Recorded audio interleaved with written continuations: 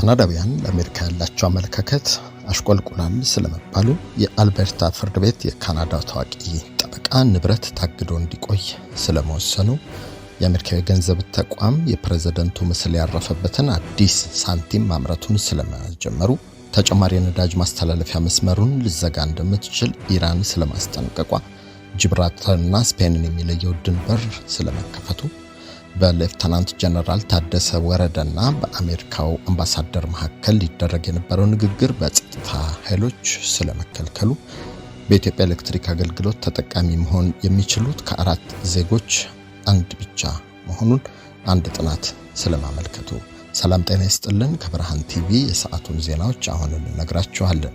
የየዕለት ዜናና ዝግጅቶቻችን በፍጥነት እንዲደርሷችሁ ገጻችንን ሰብስክራይብ፣ ላይክ፣ ሼር፣ ኮሜንት እንድታደርጉ እንዲሁም የማንቂያ ደውሉ እንድታበሩ በአክብሮት እንጋብዛለን። አሁን ወደ ዜናዎቹ እናልፋለን።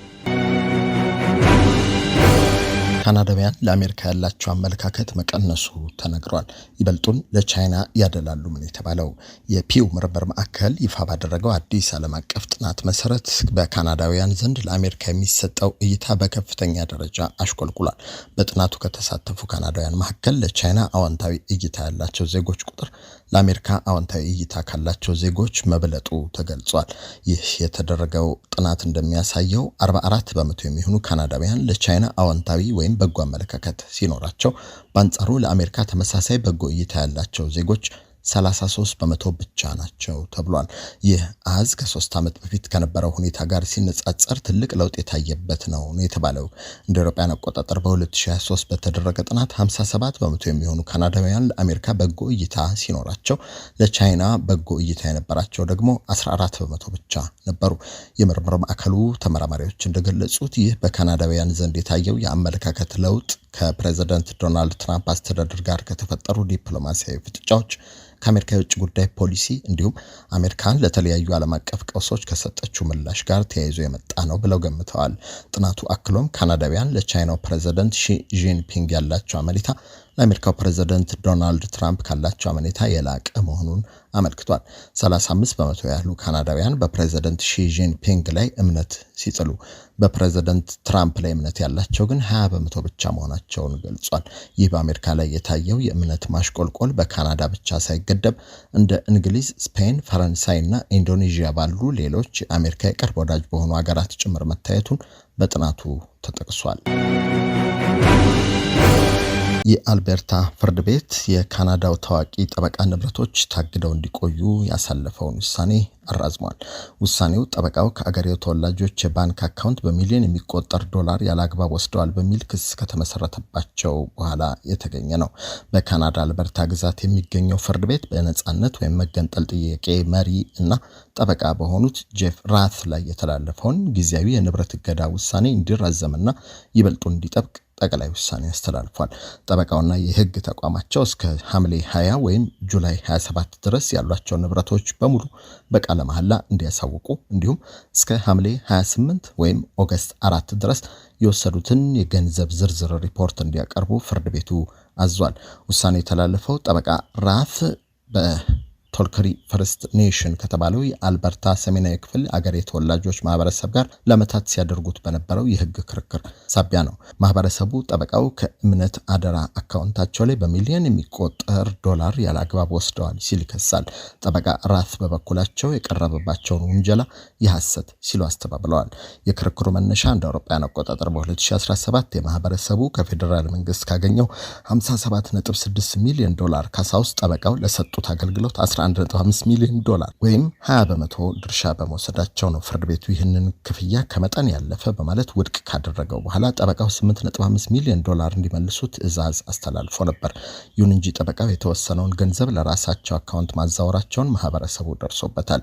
ይህም ገንዘቡ እንዳይባክን ወይም ወደ ሌላ ስፍራ እንዳይሸሽ በማሰብ ፍርድ ቤቱ ብዛም ጥቅም ላይ የማይውለውንና ንብረት የሚያሳግደውን የማሬቫ የፍርድ ቤት ትዕዛዝ እንዲራዘም አድርጓል። አዲሱ የፍርድ ቤት ውሳኔ ጠበቃው 15 ሚሊዮን ዶላር ዋስትና ካላስያዙ በቀር ጉዳዩ በይፋ እልባት እስኪያገኝ ድረስ የንብረት እገዳው ጸንቶ እንዲቆይ የሚያዝ ነው። የአሜሪካው የገንዘብ ማተሚያ ተቋም የፕሬዝዳንቱ ምስል ያረፈበትን አዲስ መታሰቢያ ሳንቲም ማምረት መጀመሩ ታውቋል። የአሜሪካው የገንዘብ ማተሚያ ተቋም ዩኤስ ሚንት የፕሬዝዳንት ዶናልድ ትራምፕ ምስል ያለበት አዲስ ባለ $1 መታሰቢያ ሳንቲም ማምረት መጀመሩን የአገሪቱ የገንዘብ ሚኒስቴር ወይም ትሬጀሪ ዲፓርትመንት አስታውቋል። ሳንቲሙ የተዘጋጀው አሜሪካ የተመሰረተችበትን 250ኛ ዓመት የምስረታ በዓል ለማክበር በታቀደው መርሃ ግብር መሰረት መሆኑን የተነገረው የአገሪቱ የገንዘብ ሚኒስትር ስኮት ቤሰንት በማህበራዊ ትስስር ገጻቸው ባስተላለፉት መልእክት አዲሱ ሳንቲም የነጻነትን ዘላለማዊ ቅርስ ለማክበርና የአርበኝነት ምልክት እንዲሆን ለማሰብ የተዘጋጀ እንደሆነ አመልክተዋል። ሚኒስትሩ አክለውም ይህ የፕሬዝዳንት ትራምፕ ምስል ያረፈበት ሳንቲም የአሜሪካውያን እሴት ጥንካሬና የሁሉንም ዜጎች ነጻነት ለማስከበር የሚደረገውን ቁርጠኝነት የሚያሳይ ነው ብለዋል። ፕሬዝዳንት ዶናልድ ትራምፕ በበኩላቸው በሰጡት አስተያየት ምስላቸው በሳንቲም ላይ እንዲታተም መደረጉ ያልተለመደ ቢሆንም በነገሩ ክብር እንደሚሰማቸውና መደሰታቸውን ገልጸዋል። በበልግ ወቅት ለሽያጭ ይቀርባል ተብሎ የሚጠበቀው ይህ መታሰቢያ ሳንቲም ምንም እንኳን የወርቅ መልክና ቀለም ያለው ቢሆንም ከከበሩ ማዕድናት ያልተሰራ መሆኑ ታውቋል። ይሁን እንጂ ውሳኔው በአሜሪካ የሕግ ባለሙያዎች ዘንድ ጥያቄዎችን እያስነሳ ይገኛል። በአሜሪካ የፌዴራል ሕግ መሰረት በህይወት ያሉ ፕሬዝዳንቶች ምስል በአገሪቱ የመገበያያ ገንዘብ ላይ እንዳይታተም የሚከለከል ቢሆንም የፕሬዝዳንት ትራምፕ አስተዳደር ግን እንደ አውሮፓውያን አቆጣጠር በ2020 የጸደቀውን ልዩ ሕግ ዋቢ በማድረግ ውሳኔው ሕጋዊ መሰረት እንዳለው ተከራክሯል። የሳንቲሙ የፊት ገጽታ ፕሬዝዳንት ትራምፕ በሱፍና በከረባት እንዳሉ በቁርጠኝነት ስሜት ሲመለከቱ የሚያሳይ ሲሆን የሳንቲሙ የኋላ ገጽታ ደግሞ የአሜሪካ ምልክት የሆነውን ንስር አርማ አካቶ ተዘጋጅቷል። ተጨማሪ የነዳጅ ማስተላለፊያ መስመሮችን ልትዘጋ እንደምትችል ኢራን አስጠንቅቃለች።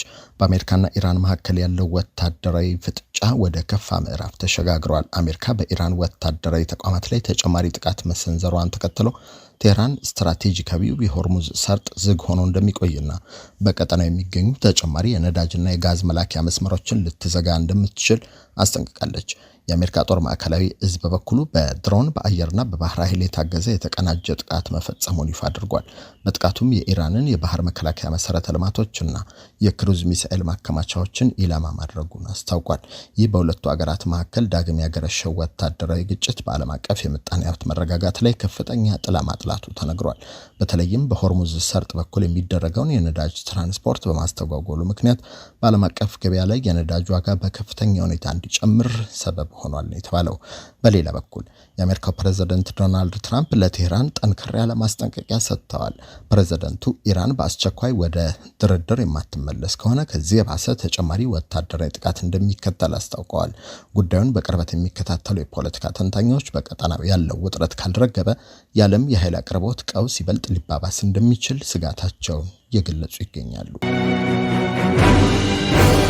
ጂብራልተርና ስፔንን የሚለየው ድንበር ተከፍቷል። ለ300 ዓመታት ያህል የዘለቀው የጂብራልተርና የስፔን የኬላ ቁጥጥር እንዲነሳ የተደረገው የአውሮፓ ህብረትና ብሪታንያ መካከል በተደረገ ታሪካዊ ስምምነት መሰረት እንደሆነ አናዶሉ አስነብቧል። በብሪታንያ ግዛት ስር በምትገኘው ጂብራልተርና በጎረቤት ሀገር ስፔን መካከል ለዘመናት የጸናው የድንበር አጥር መነሳቱን ተከትሎ በሁለቱ ወገኖች መካከል ያለ ፓስፖርት በነጻነት የመንቀሳቀስ መብት በይፋ መተግበር ጀምሯል። ውሳኔውን ተከትሎ በድንበሩ አካባቢ የሚኖሩ የስፔንና የጂብራልተር ነዋሪዎች እንዲሁም የታክሲ አሽከርካሪዎች በጋራ በመሆን ታሪካዊውን ዕለት በደስታ ሲያከብሩ ማደራቸው ተስተውሏል። ብሪታንያ ከአውሮፓ ህብረት የለቀቀችበት ብሬግዚት ውሳኔን ተከትሎ በሁለቱ ወገኖች መካከል ዓመታት ሲደረግ የነበረው ድርድር ስምምነት ላይ በመድረሱ በተተገበረው በዚህ ታሪካዊ ስምምነት መሰረት በስፔን በኩል የነበሩት የፖሊስና የድንበር መቆጣጠሪያ ጣቢያዎች በግንባታ መኪናዎች ፈርሰው ሰዎች ያለምንም የሰነድ ቁጥጥር የድንበር ፍተሻ በነጻነት መሻገር ጀምረዋል። ስምምነቱ በተለይም በየቀኑ ከስፔን ተነስተው ጂብራልተር ውስጥ ለስራ በሚንቀሳቀሱ ከ15000 በላይ የቀን ሰራተኞች ትልቅ እፎይታ እንደፈጠረ የጠቀሰው የአናዶሉ ዘገባ ከዚህ ቀደም ሰራተኞቹ ድንበር ለመሻገር ለሰዓታት በሰልፍ ለመቆየት ይገደዱ እንደነበር አስታውሷል። አሁን በየብስ ላይ ያለው ድንበር ሙሉ በሙሉ ቢነሳም በባህርና በአየር የሚጓዙ መንገደኞች ግን በስፔንና ጂብራልተር የጸጥታ ኃይሎች ጥብቅ የፓስፖርትና የሰነድ ቁጥጥር እንደሚደረግባቸው ተገልጿል። በሌፍተናንት ጀነራል ታደሰ ወረደና በአሜሪካው አምባሳደር መካከል ሊደረግ የነበረው ንግግር በጸጥታ ኃይሎች መከልከሉ ተሰምቷል። ውይይቱ በስልክ ተደርጓል ነው የተባለው። የቀድሞው የትግራይ ክልል ጊዜያዊ አስተዳደር ፕሬዝዳንት ሌፍተናንት ጀነራል ታደሰ ወረደ በአሜሪካ ከኢትዮጵያ አምባሳደር ኤርቪን ማሲንጋ ጋር ሊያደርጉት የነበረው ውይይት መሰረዙ ታውቋል። ውይይቱ ሊሰረዝ የቻለው የጸጥታ ኃይሎች ሌፍተናንት ጀነራሉ ወደ ስብሰባ እንዳይጓዙ እገዳ በመጣላቸው ምክንያት መሆኑን ጉዳዩን በቅርበት የሚያውቁ የዜና ምንጮች ገልጸዋል። አምባሳደር ማሲንጋ ለስራ ጉብኝት ወደ መቀሌ በገቡበት በዛሬው ዕለት ከሌፍተናንት ጀነራል ታደሰ ወረደ ጋር ለመገናኘት ቀድሞ የተያዘ ቀጠሮ የነበራቸው ቢሆንም የጸጥታ ኃይሎች ለጀነራሉ የተመደቡ ጠባቂዎች የጀነራሉን እንቅስቃሴ እንዲገድቡ መመሪያ ማስተላለፋቸው ተነግሯል። ይሁን እንጂ በአካል ሊደረግ የታቀደው ስብሰባ በጸጥታ ኃይሎች እገዳ ምክንያት ከተሰረዘ በኋላ አምባሳደር ኤርቪን ማሲንጋና ሌፍተናንት ጀነራል ታደሰ ወረደ በስልክ በመገናኘት ውይይት ማድረጋቸውን ምንጮች አረጋግጠዋል። ይህ በእንዲህ እንዳለ የቀድሞ የጊዜያዊ አስተዳደር ፕሬዝዳንት አቶ ጌታቸው ረዳ ይህንን አካሄድ አጥብቀው ኮንነው አምባሳደሩ ከጀነራል ታደሰ ጋር እንዳይገናኙ መከልከላቸው በትግራይ ያለው ቡድን ዲፕሎማሲን ወደ ታጋች ድርድር የመቀየር ባህሪው ማሳያ ነው ሲሉ መግለጻቸው ተሰምቷል። በተያያዘ ዜና በመቀሌ ያደረጉትን ጉብኝት ያጠናቀቁት የአሜሪካ አምባሳደር ኤርቪን ማሲንጋ በቅርቡ በድጋሚ ወደ ስፍራው እንደሚመለሱ ተገልጿል። በኢትዮጵያ የአሜሪካ አምባሳደር ኤርቪን ማሲንጋ በትግራይ ክልል መቀሌ ያደረጉትን ጉብኝት አጠናቀዋል። የአምባሳደሩ ጉብኝት በቀጠናዊ ሰላምና ጸጥታ፣ በሰብአዊ እርዳታ አቅርቦት እንዲሁም በሌሎች ወቅታዊ ጉዳዮች ላይ ያተኮረ መሆኑ ታውቋል። የክልሉ አመራር አቶ አማኑኤል አሰፋ እንደገለጹት አምባሳደር ማሲንጋ ከክልሉ አመራሮች የቀረቡላቸውን የተለያዩ ሀሳቦች ለፌዴራል መንግስት ካቀረቡ በኋላ በሳምንት ውስጥ በድጋሚ ወደ መቀሌ እንደሚመለሱ ይጠበቃል። አቶ አማኑኤል አክለውም በአሁኑ ወቅት ያሉ ችግሮች በሰላማዊ መንገድ እንዲፈቱ ዝግጁ ነን፣ ይህንንም አምባሳደሩን አስረድተናቸዋል ብለዋል። በተጨማሪም የክልሉ አመራር የአፍሪካ ቀንድ የሰላም ልዩ መልእክተኛ ኦሉሴጉን ኦባሳንጆ በቅርቡ ያደረጉት ጉብኝት በፌዴራል መንግስትና በትግራይ መካከል የነበረውን ውጥረት ለማርገብ የተፈለገውን ያህል ውጤት እንዳላመጣ አመልክተዋል። በሌላ በኩል የቀድሞው የክልሉ ጊዜያዊ አስተዳደር ፕሬዝዳንት አቶ ጌታቸው ረዳ አምባሳደሩ በትግራይ የተለያዩ አካላትን ወደ ምክንያታዊነትና ሰላማዊ ውይይት ለማምጣት ያደረጉትን ጥረት አድንቀዋል።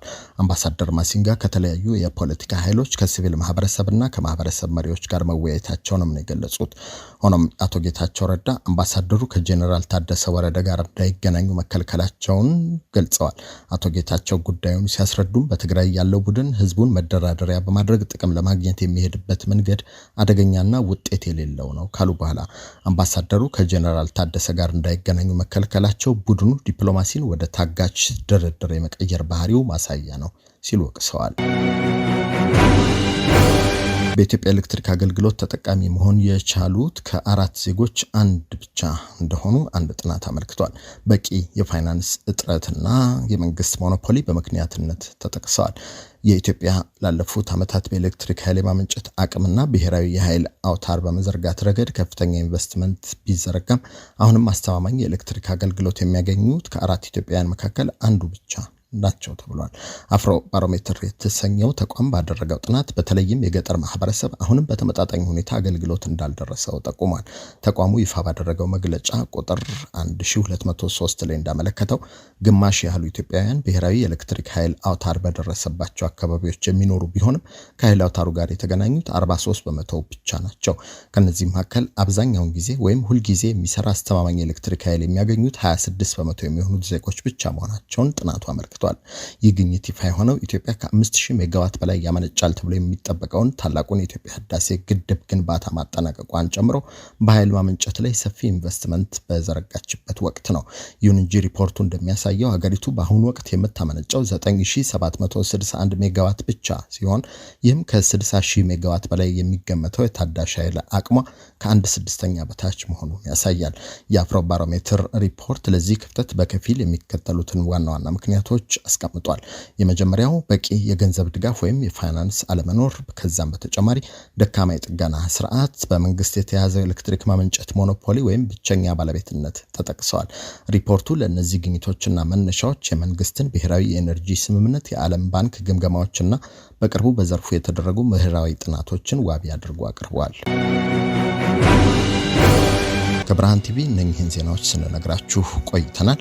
የየዕለት ዜናና ዝግጅቶቻችን እንዲሁም ዝግጅቶቻችን በፍጥነት እንዲደርሷችሁ ይህንን ገጽ ሰብስክራይብ፣ ላይክ፣ ሼር፣ ኮሜንት እንድታደርጉ እንዲሁም የማንቂያ ደወሉን እንድታበሩ በአክብሮት እንጋብዛለን። ጤና ይስጥልን።